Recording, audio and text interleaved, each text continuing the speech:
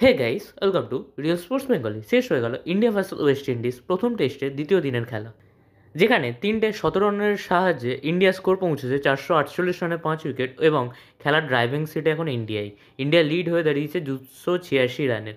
India যদি এখনও declare করে যায় তাও ইন্ডিয়া ম্যাচটি কালকের মধ্যে জিতে যাবে। সেক্ষেত্রে ম্যাক্সিমাম কালকে অবধি ম্যাচটি গড়াতে পারে। কিন্তু আমি চাই ইন্ডিয়া যেন এত তাড়াতাড়ি ডিক্লেয়ার না করে, কারণ এখনও অবধি নীতিশ কুমার রেড্ডির ব্যাটিং পড়ে আছে এবং নীতিশ কুমার রেড্ডির কাছেও আজকে এই ম্যাচে সুযোগ আছে একটি ভালো রান করা, অন্তত হাফ সেঞ্চুরি পর্যন্ত করা। যেখানে সমস্ত ব্যাটারই ব্যাটিং করার সুযোগ পেয়েছে, নীতিশ কুমার রেড্ডির ব্যাটিং করার এখনও সুযোগ আসেনি। আজকে শুরু থেকে ইন্ডিয়া মেরে খেলতে শুরু করে, যেখানে শুভমান গিল করে হাফ সেঞ্চুরি এবং রাহুল করে 9 বছর পর হোম গ্রাউন্ডে আবার একটি সেঞ্চুরি। 2025 সালে অ্যাসা ওপেনার সবথেকে বেশি রান করে ফেললো রাহুল, কিন্তু 67 ওভার 5 বলের মাথায় রাহুল আউট হয়ে যায় এবং তার আগে 57 ওভারের মাথায় শুভমান গিল 50 করে আউট হয়ে যায়।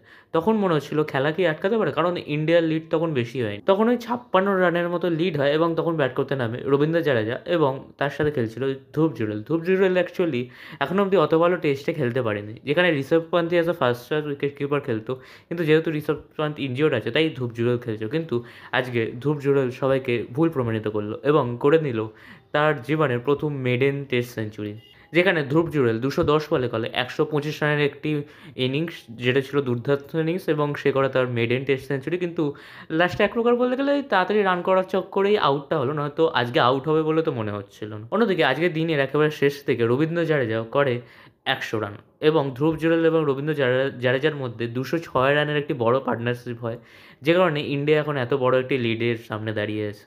যেখানে ইন্ডিয়া ম্যাচটি প্রায় 98 to 99% ম্যাচটি জিতে গেছে, ওপোনেন্ট টিমের পুরো ধরেই নিচে ম্যাচ হেরে যাবে। তাই আমি এখনও মনে করি যে ইন্ডিয়া কালকে ডিক্লেয়ার না করেই অন্তত অবধি ব্যাটিং করা উচিত, যেখানে এখনও অবধি দুটো ব্যাটসম্যানের কাছে সুযোগ আছে একটি ভালো রান করা। একটি হচ্ছে অবশ্যই ওয়াশিংটন সুন্দর, যে সবে এখন 9 রানে ব্যাট করছে। অপরদিকে সুযোগ আছে নীতিশ কুমার রেড্ডির কাছে। নীতিশ কুমার রেড্ডি মেলবোর্ন টেস্টের পর এখনও অবধি কিন্তু তেমন কোনো ভালো একটি রান তুলতে পারেনি। সেই 100 পর আমার মনে হয় না যে কোনো 50ও করেছে বলে। তো নীতিশ কুমার রেড্ডির কাছে সুযোগ আছে এখন একটি ভালো রান করা। অন্যদিকে আজকের পিচটা বেশ ভালো টার্ন নিতেও শুরু করে দিয়েছে। প্রথম দিনে খেলার সময় মনে হয়নি যে কখনোই পিচটা এরকম স্পিন পিচ হয়ে যাবে, যেখানে প্রথম দিনে খেলা দেখেই মনে হয়েছিল যে পিচটা পুরোপুরিভাবে পেসারদের জন্যই তৈরি হয়েছিল। কিন্তু আজকে খেলার শেষের দিকে রাফ থেকে বেশ ভালো বল ঘুরছিল, অর্থাৎ এটা থেকে বোঝা যাচ্ছে যে ওয়েস্ট ইন্ডিজ ব্যাটসম্যানরা খুব বেশি দূর অন্তত টিকবে না, কারণ ইন্ডিয়ার কাছে যারা স্পিন লাইন আপ আছে জাডেজা, ওয়াশিংটন সুন্দর এবং কুলদীপ যাদবের।